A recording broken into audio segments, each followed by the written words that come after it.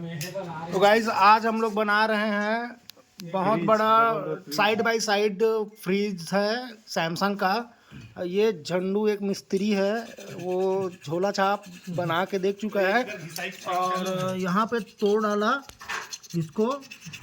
तो गाइस हम लोग ये जुगाड़ लगा रहे हैं, इसको ऐसे घुसारेंगे और फिर इसको वेल्डिंग करेंगे और फिर इधर ला के सेक्शन में लगाएंगे। बनने के बाद गाइस एक और वीडियो आएगा।